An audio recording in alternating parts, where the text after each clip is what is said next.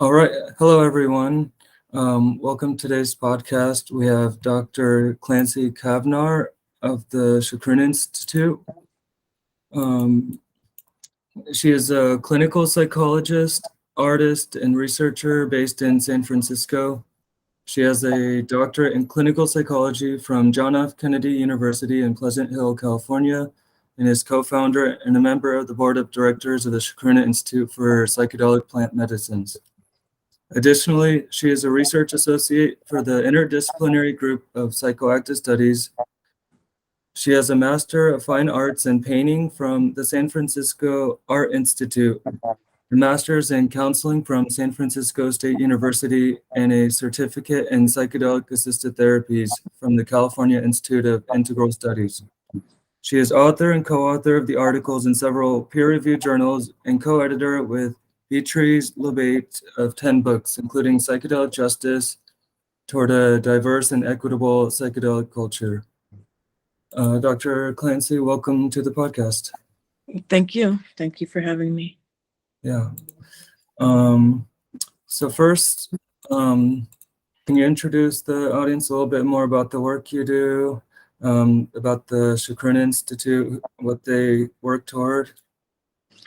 Well, Chacruna Institute is really Beatrice Labachi's, who's my partner, idea, and she does the majority of the work on it. It's basically trying to increase social justice in the world of psychedelics and emphasize indigenous reciprocity. So they have an indigenous reciprocity program, and then we have classes that we teach, forums, community forums, and opportunities for people to publish articles on the Chacruna website, which is a great resource for articles on psychedelics. Yeah. Oh, I'm sorry, I mispronounced her name. Okay. You say Labachi? My bad. Yeah. Yeah, I know the Chacruna Institute mainly for their work dealing with like sexual abuse and ayahuasca ceremonies in South America. Mm-hmm. That is a big problem that goes on there. And let's see, and you've been working with the Santo Daime since 1997? Yeah, I'm a member of that church. And I mean, we attend rituals usually about twice a month. Okay. Yeah, for the audience that doesn't know, who are the Santo Daime and what is ayahuasca? Since not Okay. everyone knows.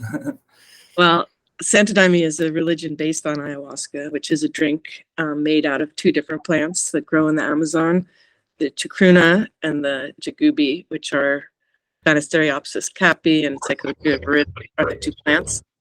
And you mix them together and cook them, and then if you drink them, they create a psychedelic experience. Santo Daime, indigenous people in the area of Rio Branco in Brazil, this rubber tapper named Irineo Serra, which we call Master Irineo now, drank with some of the indigenous people, had his own vision of the Queen of the Forest, who was conflated, or he thought of as like the Virgin Mary.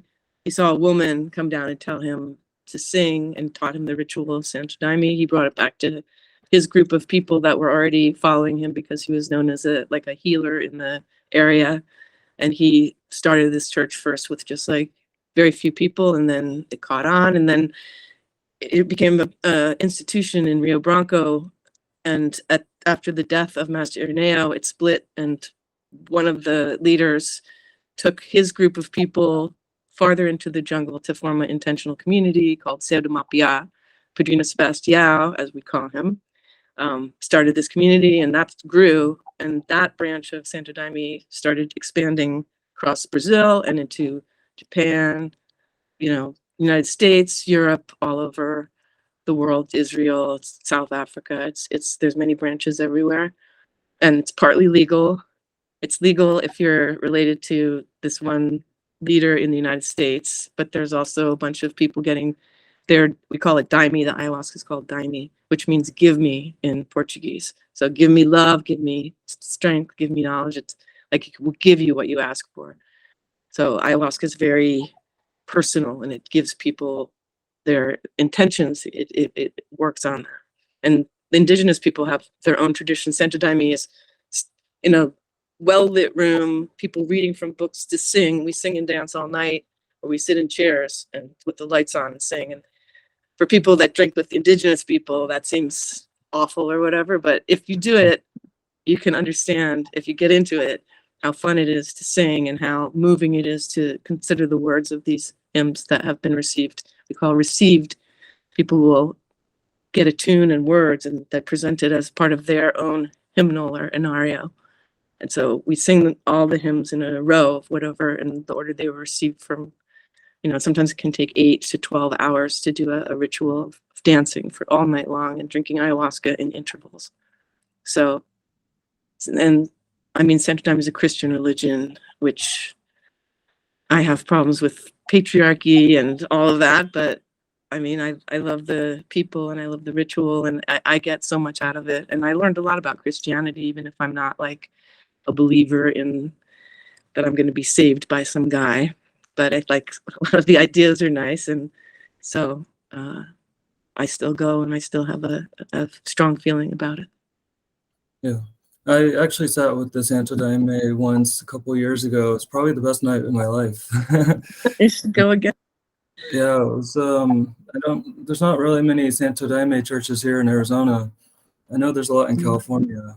But, Yeah. I felt so good because I suffer from social anxiety my whole life. I noticed for a few months after that ceremony, it seemed to, all those thoughts, like those judgment thoughts or not worthy thoughts, they went away. Yeah. Usually I'm able to manage those thoughts, but after the ceremony, those were gone. They Yeah. ended up coming back many months later, but I was like, wow, this is really powerful. Yeah. That's why we drink every 2 weeks, because it does wear off. I mean, you learn things that can stick with you forever, but the feeling of like, I don't know, confidence and generosity, I guess, are the feelings that I feel. I feel like I want to help other people. I feel good about myself. It just is a good feeling.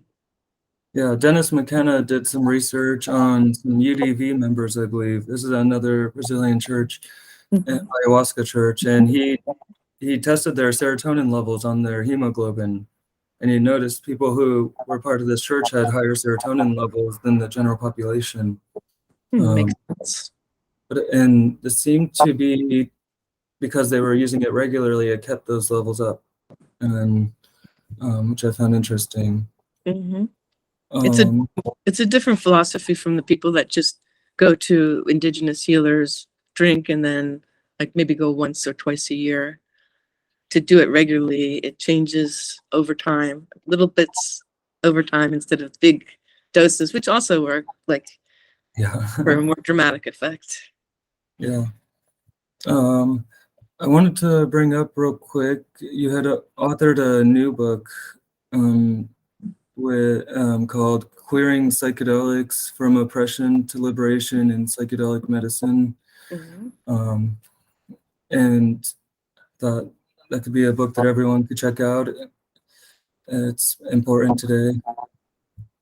And then there's this new conference, a second conference that Chacruna Institute is putting on. It's part 2 of their Queering Psychedelics conference. Can you share more about this conference coming up? Is there going to be online tickets as well, like virtual? I'm not sure if that's be like streamed or not, but it's the second one. The first one was great, and it I don't know, it was a great time, and it's at the Brava Theater in San Francisco. And I don't know, it's a singular opportunity to see the way that queerness and psychedelics can manifest in our culture and in research and in people's personal lives. Yeah, can I read the description on the website? Sure. It says this conference is going to be at the Brava Theater on April 22nd and 23rd of 23. It's a 2-day conference as part of Chacruna's Women, Gender Diversity, and Sexual Minorities Speaker Series. It highlights the voices of queer visionaries from within the psychedelic community, as well as examines the history of psychedelics from queer and non-binary perspectives. As the so-called psychedelic renaissance reaches a pivotal moment of mainstream interest and regulatory legitimacy, it is vital that traditionally underrepresented communities share a seat at the table and have their voices heard so as to ensure access to all the benefits that psychedelics and plant medicine offer. Additionally, it is vital that queer spaces be established for exploring the unique needs, gifts, and strengths that LGBTQI communities bring to psychedelics and plant medicines. I can attest, I heard several of the lectures. They're on YouTube from the first conference, and it's really educational. I learned a lot of new things myself from that. And you can find them on the Chacruna Institute's YouTube channel. So I wanted to ask, you've written a lot about the history of the misuse of psychedelics. We all know about how psychedelics have really helped a lot of people, and that there's been a lot of therapy that's been going on since the 40s, and even among indigenous communities for thousands of years have been using these to heal people.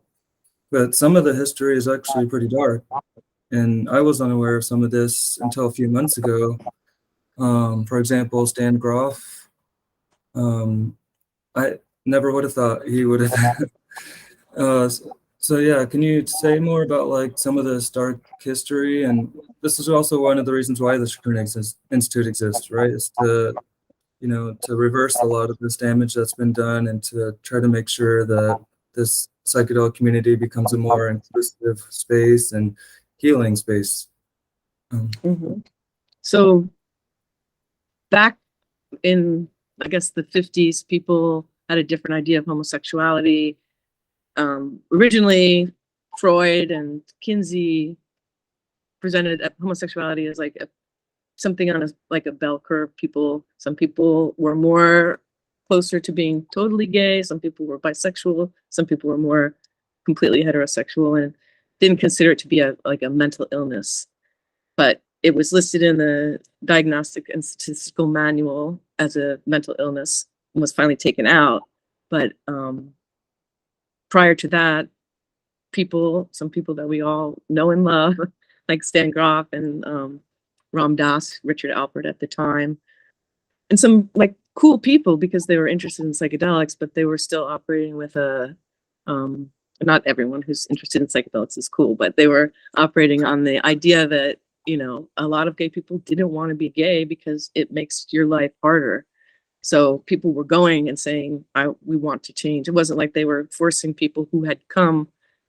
I mean, there were some cases of that, actually. There were some really terrible cases, with one in France where these two boys were completely overdosed with LSD, like way more than anyone would take for therapy, and to try to change their sexual orientation.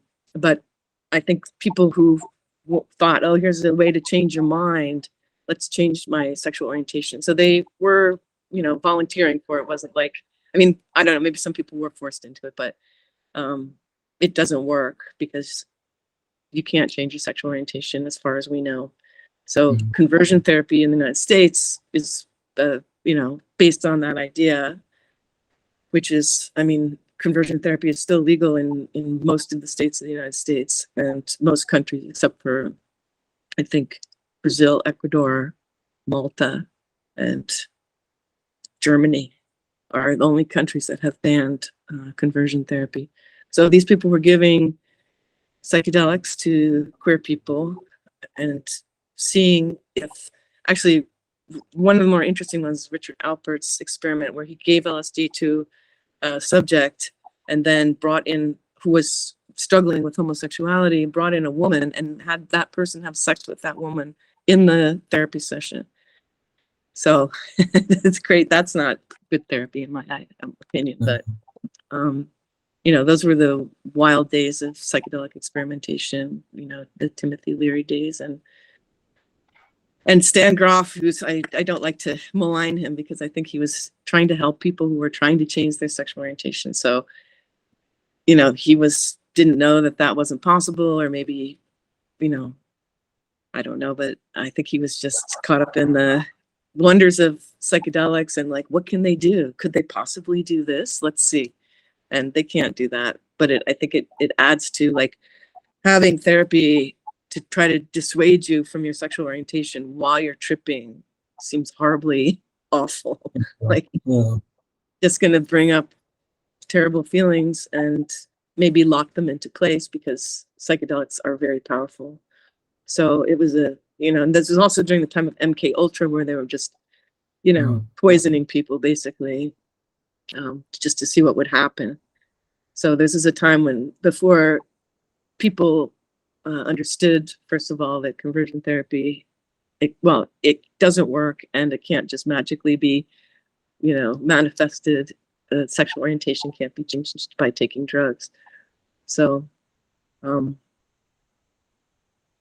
that era ended, and I don't think that's going on anymore in any place. But I mean, as psychedelic therapy becomes more popular, I wonder if some crazy therapist somewhere who believes in conversion therapy or who's like strongly Christian or, whatever, has this bee in his bonnet will attempt this again because, it's the Renaissance and people are using it for all different things like productivity and, stuff like that. So we'll see. It was pretty dark, and I'd be interested to hear from the people who those experiments were done on now, but maybe that's some researcher can do that. Yeah, I'm sure some of them should still be alive. Mm-hmm. Yeah, all this does is probably cause people to have shame, to ruin their mental health. Yeah. Well, they report some successes. So I wonder, like one of the reports is like, out of 12 men, 6 of them found relief from homosexuality or whatever. And to me, that also shows like how strongly biased the researcher can be, that they would come to this conclusion, or how much the client wants to please the therapist and show them that their treatment has been successful, or there's all different things that come in the way when people are self-reporting on stuff that generates shame. So. Yeah, usually we'd have the peer review process, but because of the ethics, that'll never happen, and and for good reason. Thank God. And we don't have like a good research paper. Probably would have followed those people a year or two later and got more information from them, and they probably would have found out they didn't end up actually changing, but they didn't do that, and we'd never technically know. But and that's again why it's really important to talk about these issues continuously, because history can repeat, Right. and the ideas that led to that damage still exist today. Let's see. Yeah, I know one of the questions I got when I was telling them that I was going to have this interview was, let's see if I can find it, but why is there a need to study psychedelics in special populations or focus on certain groups instead of like just everyone as individuals? Yeah. That's it. Well, that's something that every time we have like papers or announcing the conference on queering psychedelics, there's always people that write like, how can you divide the community? Psychedelics bring people together. Why are you like having just these things for Black people or just these things for queer people? Or, and it's like, because these are groups that have different kinds of trauma. They have different feelings that come up during therapy that are different. Psychedelics, like, they don't affect queer people differently, but this stuff that queer people are dealing with, it's just, there's a core rejection in our society of being gay. And I mean, I live in San Francisco and I get very comfortable here. And then whenever I leave, I'm like, especially in the United States, I feel like, uh-oh. So there's a lot of stuff that's just built in that psychedelics, I forgot our question. Oh yeah, why we study these in like special populations. Right. Yeah. So every group has their own, like Black people in the United States have their own kind of trauma that, and a lot of also is having like clinicians of queer clinicians or Black clinicians or whatever group that feels comfortable when you're opening your mind at a very deep level. You want to feel accepted and not judged. And so finding circumstances where gay people can feel that way, instead of just throwing them in with everybody else and saying, well, this works for everybody in the same way. Well, groups are dealing with different issues, and like indigenous people with the Native American church, that's their thing, that's their way, that's their psychedelic way. And different groups have, different ways of dealing with Santo Daime. I'm sure people are dealing with their trauma in that group as well in a different way. So it's being considerate of, like, would you give a man the same treatment as a woman? No, you take into account that their genders are different. Well, that would work with all the different ways that we treat people. So yeah, that's always a sticking point though for people. The people who's like loving and psychedelics are great, and why are you trying to make it? And I don't want to divide people. It's just like take into consideration different needs for different groups. And yes, we all want to be together, and we all want to, but we don't all have the same problems, and we don't all face the same issues. So we need different treatment for different people, and we need environments that different people might feel more comfortable in.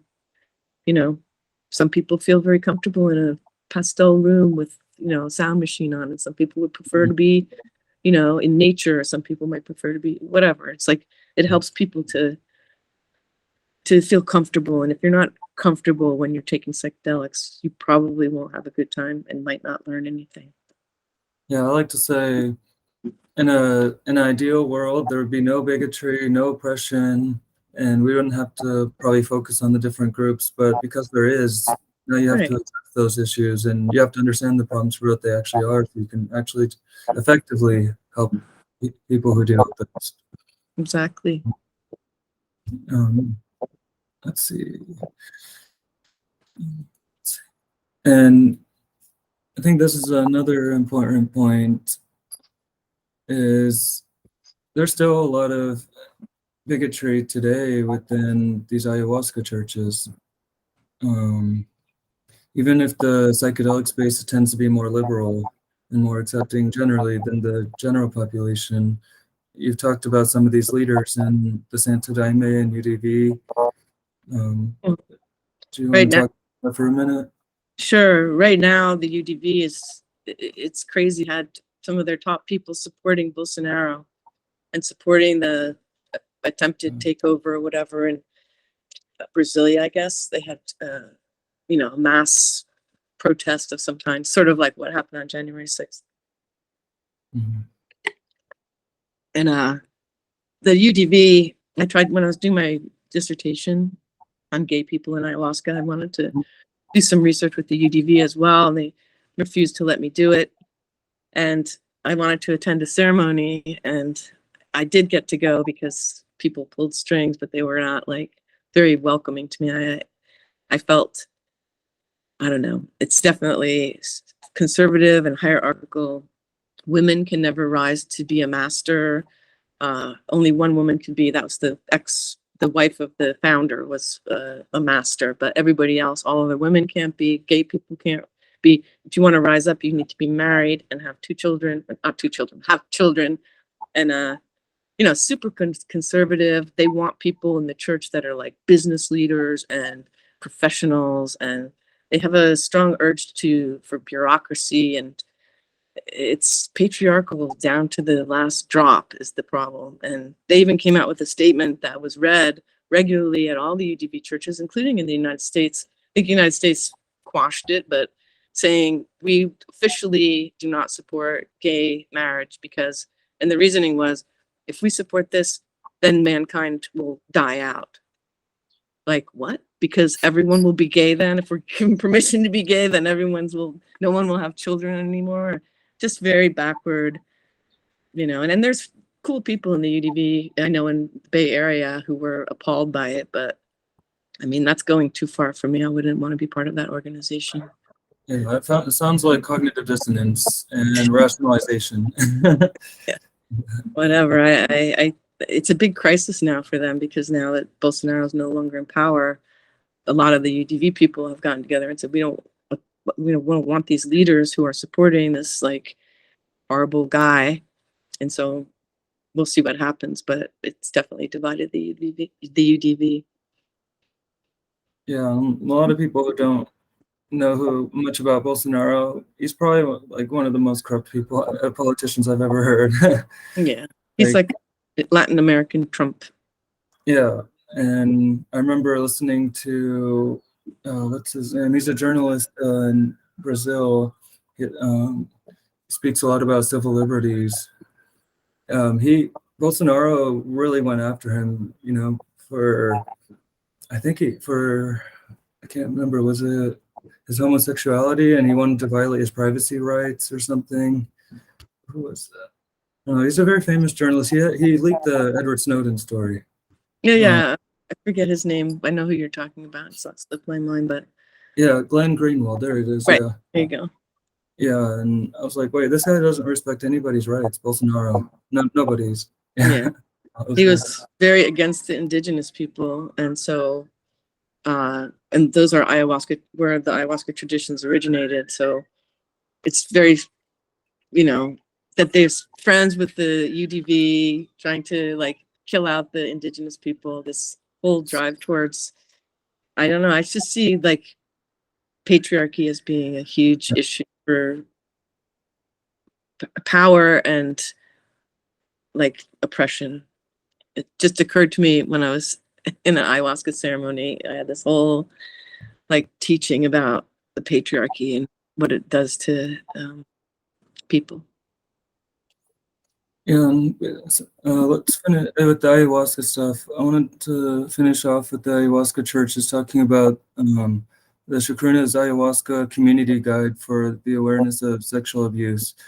A lot of people travel to South America to take ayahuasca, but there's still a lot of abuse, and sometimes they go to the wrong shaman, or they don't really know which ceremonies to go to. It could be very risky, and the Chacruna has a guide and different resources to help people go make sure they find somebody safe. Mm-hmm. What is it? What should people know? How do they find it? Well, one thing that we got some pushback, or I don't know, people were saying, we'll give warnings like, remember that when you're in South America, people don't dress the same way. Like looking at people and smiling at men can be interpreted very differently than it is here. Like there's a lot of things that people need to know. And when we put that down, people were saying, well, don't try to blame the women who are going there.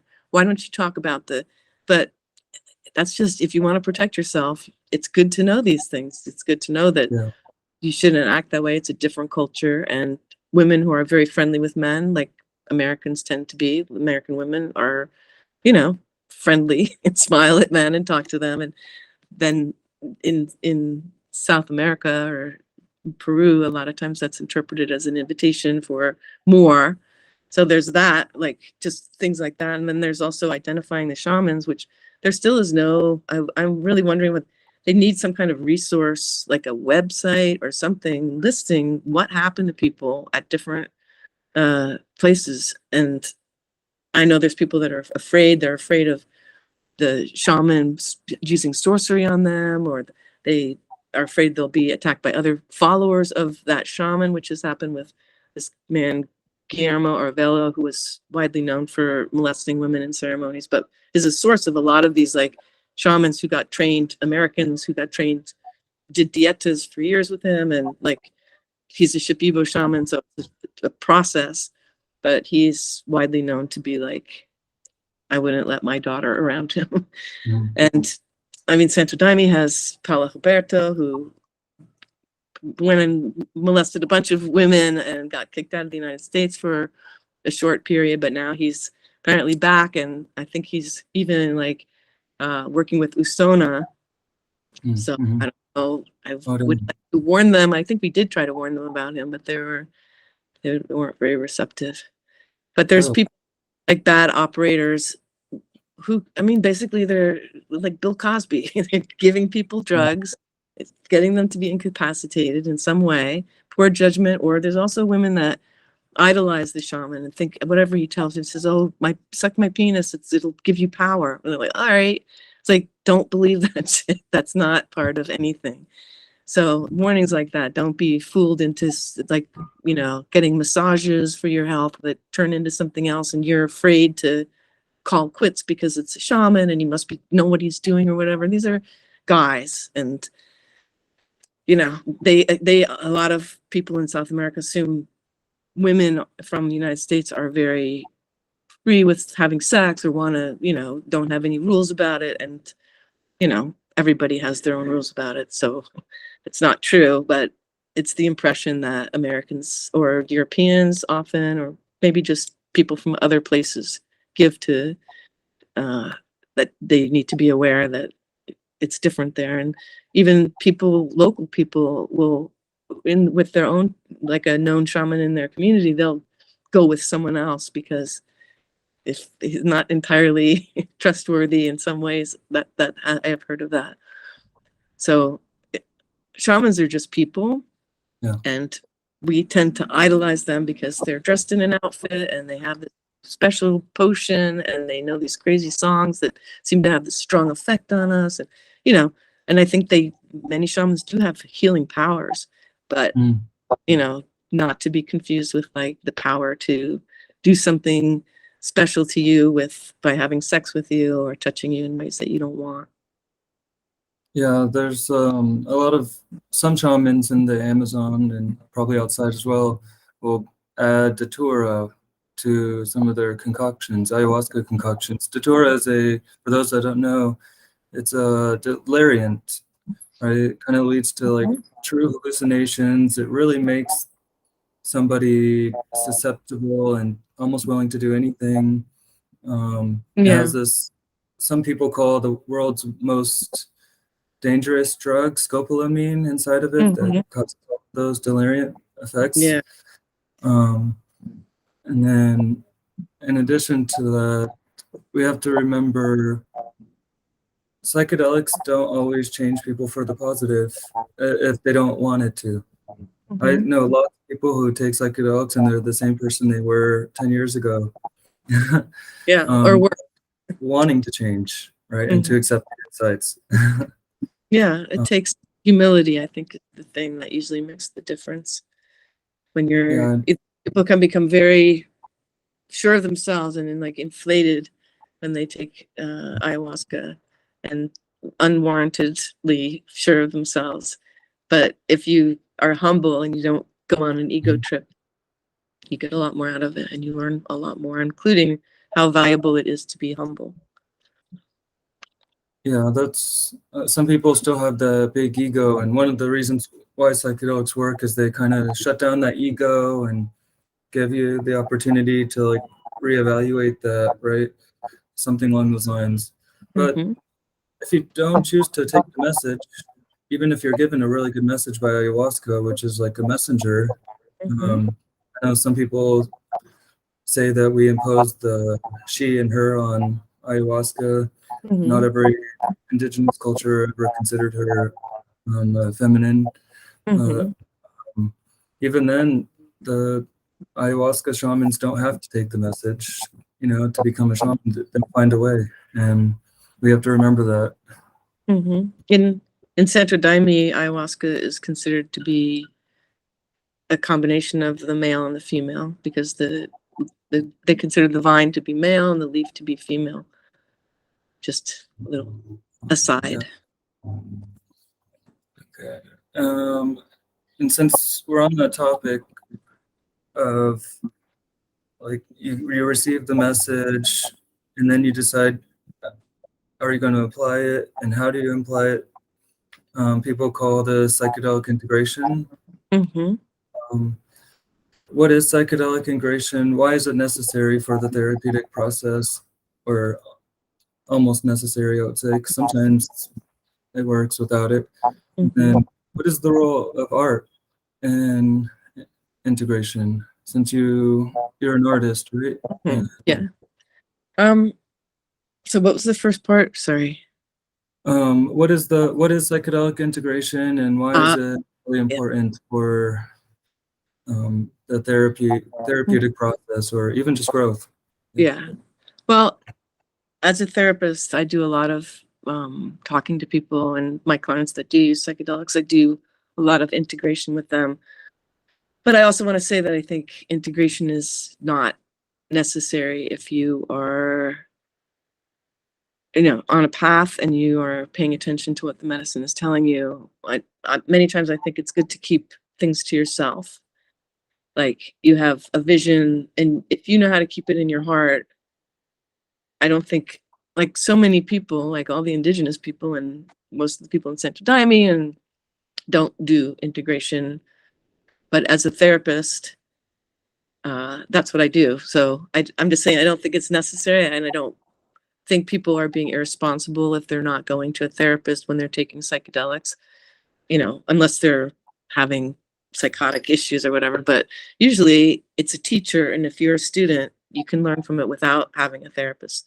I think a therapist helps it, like the clients that I'm working on, we're working on something like somebody has sexual abuse or somebody has alcohol problem or something. We're working on that. Then they go try ayahuasca or take LSD or something and come back into therapy, because I don't do psychedelic therapy because that's against the law, but I do the integration part. So, uh, you know, talking about the issues that they were working on and how that was impacted, what did the psychedelics show them about it, and how it's grist for therapy for sure.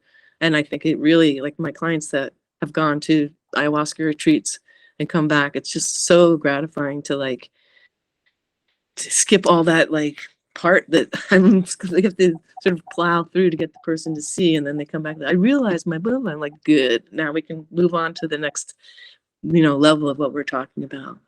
So I think it's really useful if you're working on something and you've got an issue and you're taking psychedelics to help with that.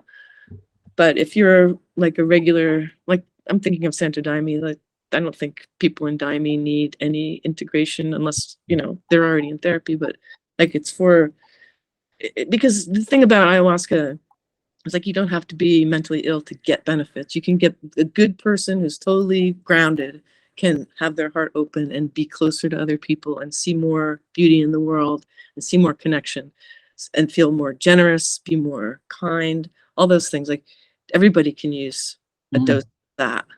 And not everybody likes ayahuasca, but if everybody was drinking it, I think we'd have a more conscious, like people would be more in touch with other people. It really helps you to feel connected to other people and wish the good for them and want to help them. True. And how can art play a role? Well, art is just another way of talking to yourself, I think. Like the artist, you put it out there and then you can see something else that, maybe wasn't in your conscious mind, or, it's a whole different level. And like I do a lot of my art is, was generated from my Santa Daime. I mean, of course I was an artist before, but then after that, my art got really weird and I couldn't sell it anymore. It was all like crazy Santa Daime pictures, but that's what makes me happy. So I think it's just a way of looking at what's inside in another way, because some people can write about it or you talk about it, but you're making a picture of and that helps it stay in your mind. I think it gives it a structure and a way to look at it. That's true. It's easier to remember like art than to like remember facts or like stories sometimes. Like, well, an art can tell stories oftentimes. They'll Right. say it's 1,000 words or something. Like art. Yeah. A picture's worth 1,000 words. Yeah, and we'll bring up your website in a minute. But anyone who is interested in your artwork can find it on your website. My website's kind of frozen in, I don't know, maybe 2007 or something. So I mean, that's an example of some of my work. So there's a lot of Santa Daime images on there, but I guess I have to hire a webmaster or something, because the guy who was doing it stopped and then I never updated it. So it's all old artwork, but it's similar to the stuff I'm doing now. So Gotcha. And since I think this is one of my favorite things about psychedelics. This is one thing I'd hope to write a book on someday. Is you had mentioned psychedelics can be helpful for not just treating trauma, but just for self-improvement purposes. Yeah. Um, I'm a biohacker. I'm very interested in finding ways to improve my health in an optimal way, whether Mhm. it's using like devices or using supplements. So I'm very interested in how psychedelics like ayahuasca can help well-adjusted individuals. In the 1990s, researcher Bob Jesse supported the use of psychedelics for what he called the betterment of well people. It's an idea picked up by author Michael Pollan, who wrote the monumental 2018 book, How to Change Your Mind. He wrote, "Who doesn't sometimes feel stuck in destructive habits of thought or couldn't benefit from the mental reboot that a powerful experience of awe can deliver?" He writes, "One of the lessons of the new psychedelic research that is not just mental illness, but garden variety and happiness may owe something to living under the harsh rule of an ego that, whatever its value, walls us off from our emotions, from other people, and from nature." Have you noticed this benefit? Totally. Yeah. Yeah. It's it's it's why regular normal people should go drink ayahuasca. People who aren't like suffering with some shame issue or some addiction or whatever. Just like and then there's in the Seudomapia, the town that Pajuna Sebastian, way out in the jungle, like everybody there, it's a town that everybody drinks ayahuasca on a regular basis. Like nights that there's ceremonies, there's nobody home and everybody's in the church. And they're like poor Brazilian people who, mostly uneducated, the people who started it, many of them were illiterate, and they're just like good people looking for love in their life. And they're not like modern people with lots of neurosis or whatever, although I'm sure they had their own issues. But like, it's more like thinking of it as a religious path. You wouldn't say, oh, this is a religious path just for crazy people or just for people that have addictions or just for people that, it's a path for all people. And in Santo Daime, it's, well, because it's Christian, it's asking people to look at God and Jesus and ask them for help and your life and make you a better person. But I mean, I believe in God in a, like, maybe not Jesus as like my savior, but I think that there's a force that you can connect with that wants to help you. It's definitely appears in ayahuasca. It wants you to get better. And so tapping into that for anybody to get better, like nobody's perfect. So everybody can get better. And Mhm. better, these qualities, like in positive psychology, they talk about like Mhm. generosity or kindness or having a positive outlook or those things. Like ayahuasca really helps with like, oh, everything's okay, or the world's bigger than just this little thing that I have in my head. And other people are so important. They're our brothers and we need to help them. And that connection to other people for me, and just like in the world, I think that's the most important thing. People stop looking at each other like enemies or competition and start seeing them as people that we need to help because we're all in one big boat. And the whole problem, I think this is the problem with patriarchy, is it pulls Mhm. people apart and puts dominance and Yeah. submission. Then you're stuck in this bad paradigm that I think ayahuasca can help open your eyes to. Yeah, I try to remind myself a rising tide lifts all boats. Mm-hmm. And we're all of value to each other. We can all add value to each other. I feel like I would do much better in a civilization, trading with each other, collaborating with each other to mutual benefit, than living on an island by myself and not having all these people around me to add value to my life and to trade with each other. Mm-hmm. Right. But Yeah. we're more and more isolated into functions that Yeah. serve some higher patriarchal Yeah. person who, those cogs in the wheel that make those things turn, so that the very few people at the top reap huge benefits and everybody else is like struggling away. Yeah, So, and I mean, against our will and against and using a force against us to get that. yeah. I just want to recommend this book that I just read called The Gender Knot, KNOT, and it's about the patriarchy. And I think it's a good book for everyone to read. I can't remember the author's last name. Might be Jameson, but I can't remember. found it. The Gender Not Unraveling Our Patriarchal Legacy by Alan G. Johnson. Johnson, yeah. Yeah, thanks. And the last thing I want to cover, and of course, before concluding thoughts, you mentioned before the show about internal family systems therapy. You believe it's going to be really helpful for a lot of people, especially dealing with shame or that sort of thing. Yeah, the reason that I mention it here is because I think it works well with psychedelics.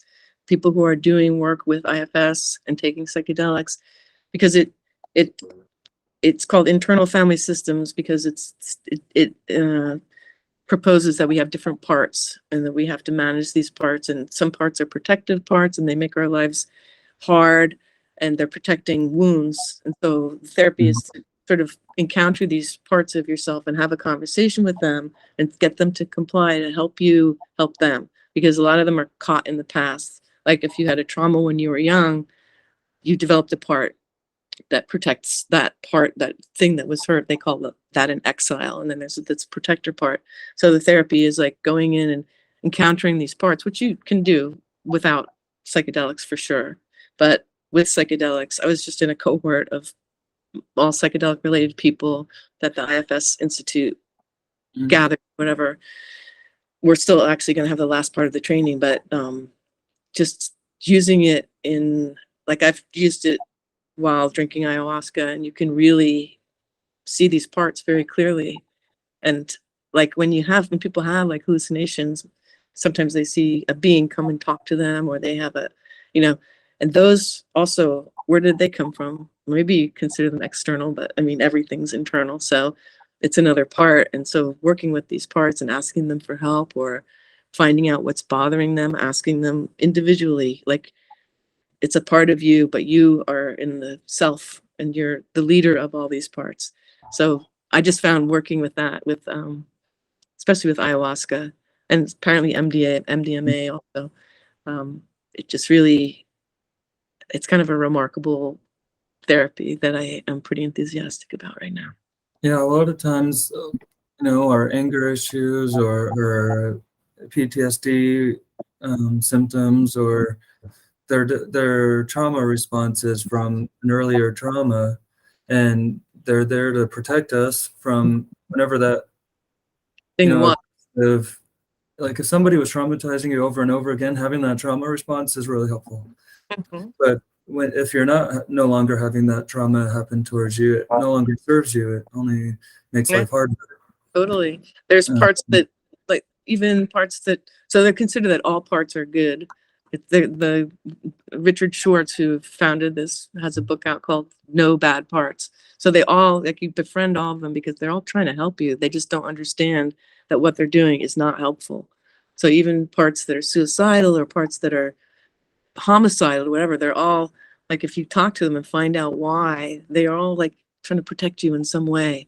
And so disabusing of that they need to do that, or finding out what is the wound underneath that they're in reaction to, can really facilitate healing a lot faster when you figure that out.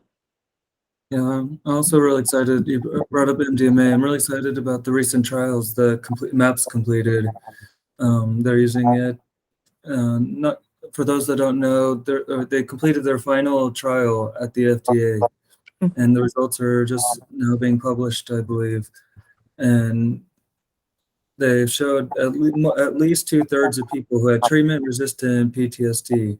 These are people who've tried many other different treatments for PTSD and had little to no success at managing those symptoms. Then they have several therapy sessions. Every third or fourth one, I think once a month they do MDMA, and then they'd have some in-between sessions without MDMA. And they only took it 3 times. Unlike most medications you got to take every day, you take MDMA just 3 times during these trials. And following these individuals, the vast majority, I think more than 2/3 of them, no longer met the criteria of PTSD. Yeah. And this is a street drug. The government doesn't want this to be legal. But now even they are saying this is a breakthrough therapy, and they're starting to realize, well, we can't deny the evidence here. It works. Yeah. And I'm really excited for probably by the end of this year or next year, it'll be legal for Hmm. therapy. Yeah. Let's see how accessible it is, though, Yeah, because that's an like issue. the ketamine therapy that is legal, that's psychedelic to, it's very psychedelic, but I don't know, doesn't have the same, I don't know, maybe it does for some people. Some people just rave about how it helps them. And I've taken it and I think it's fascinating, but I didn't really get, but anyway, my point was just that lots of people would benefit from ketamine, or at least that's what the research says, and very few people can afford it. There's all these companies now that are sending it by mail, and I think they're getting Oh, a yeah. better price point, but I think they're giving them low doses of it. And I don't know actually if that's, I don't know what the research is on low dose ketamine versus like going into the K-hole, which is the Mhm, psychedelic experience. Low dose ketamine is more like, to me, it feels like alcohol, or it's a mhm. sedative, and it kind of makes you, so if that's working for people, but for me, like this psychedelic aspect is you go to a different world and you see things from up there or down there or whatever, and you get a different perspective. And I think ketamine can do that, but only if you take a big dose of it. Yeah, it's usually like $600 per session or something like that. And the people who need it the most probably are the ones who also don't have the means to actually take it, which is, Totally. I have no idea how to solve that, but Right. um, yeah. All right. So just concluding remarks. Is there anything that you'd like to share um, before we come to a close? Of course, I'll also, of course, how to reach you, how to follow the work you do, and the Well, Chacruna. I'm with Chacruna, so if you want to find out what I'm doing, I write for Chacruna sometimes, and um, I'm doing the Queering Psychedelics Conference, which I hope everyone comes to. If you want to be an ally or if you're queer, it's a good event and it's fun. And I just want to call attention to Chacruna's work, and people should investigate it if you're interested in social justice in the world of psychedelics, or queer issues, or issues of Black people or other minorities in psychedelics who are struggling to have services and have the psychedelic environment meet their needs. And then is it your web? Should we mention your website? You said it's frozen. Well, that's my art website. It's clancycavnar.com. And then I have also like a psychological website that's Dr. Clancy Cavnar. Uh, And, at drclancycavnar.com. Clancy at drclancycavnar.com is the email. yeah, and all your writings or a lot of your writings are on there, and your thesis, which I thought was actually really good. I skimmed through it and looked through your dissertation on the experiences of gay and lesbian people using ayahuasca. I highly recommend anybody who's interested in this, check it out. And yeah, check out the conference, Queering Psychedelics II, and the Chacruna Institute. And again, we want to thank Dr. Cavnar for doing this interview. And Thank you for having me. And I hope that your listeners will check out Chacruna. yeah, please check out Chacruna. All right, well, thank you, and I hope you have a wonderful rest of your day. Thank you very much. Okay. Yep, good.